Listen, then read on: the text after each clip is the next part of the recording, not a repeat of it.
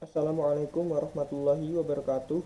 Perkenalkan, nama saya Habil Fadila Waskito dengan NIM D0A0210075. Nah, di sini saya akan menjelaskan tentang proses pembentukan protein, lemak, mineral, dan vitamin susu. Biosintesa susu sendiri terdapat 5 jalur.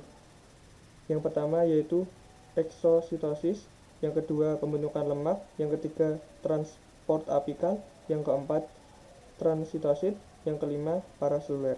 Nah, yang pertama yaitu eksositosis. Eksositosis sendiri yaitu pembentukan protein dan laktosa. Untuk protein itu ada asam amino, plasma protein, dan peptida-peptida yang kemudian dibawa oleh aliran darah melalui membran sel epitel setelah masuk dibawa oleh ribosom.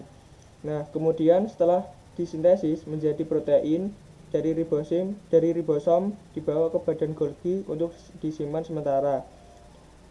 Lalu pembentukan laktosa. Glukosa dibawa oleh kapiler darah masuk melalui membran epitel lalu menuju ke badan Golgi. Di badan Golgi, glukosa sebagian berubah menjadi galaktosa yang kemudian disintesis menjadi laktosa. Protein dan laktosa yang sudah di badan Golgi lalu dibungkus oleh enzim laktosintase,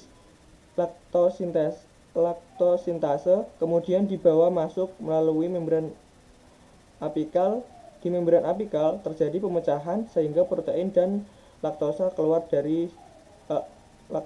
sendiri-sendiri. Nah, jalur yang kedua yaitu pembentukan lemak. Pusatnya ada asam asetat, beta hidroksibutiran dan trigliserida dibawa oleh kapiler darah masuk melalui membran epitel kemudian dibawa ke retikulum endoplasma halus. Di retikulum endoplasma halus disintesis menjadi droplet lemak kecil. Kemudian droplet tersebut bersatu menjadi droplet yang lebih besar, kemudian dibawa keluar ke membran epitel. Nah, jalur yang ketiga yaitu ada transport apikal. Transport apikal merupakan jalur langsung untuk air dan mikromineral seperti zodium,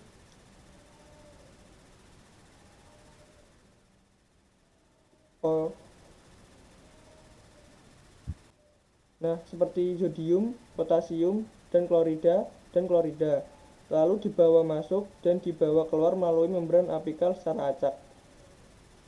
Lalu yang keempat ada jalur transitosit. Jalur transitosit yaitu jalur khusus untuk protein-protein yang tidak disintesis sebelumnya seperti serum albumin, monoglobumin, dan metalglumin. Nah, bedanya pada jalur yang ketiga yaitu jalur ketiga masuk secara bersamaan atau acak, sementara jalur keempat masuk secara berurutan. Nah, yang jalur kelima ada paraseluler. Terjadi dua peristiwa, yaitu yang pertama saat setelah partus dan saat ternak terkena mastitis.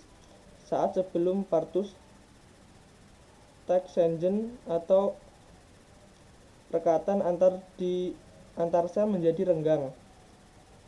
Kemudian terjadi penyerapan besar-besaran ribosom dan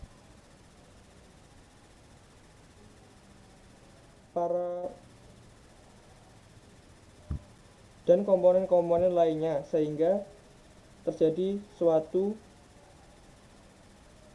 kakstrum sebagai produksinya. Yang kedua yaitu saat mastitis, yaitu beberapa komponen sel ada yang besar sebagai terjadi berenggangan atau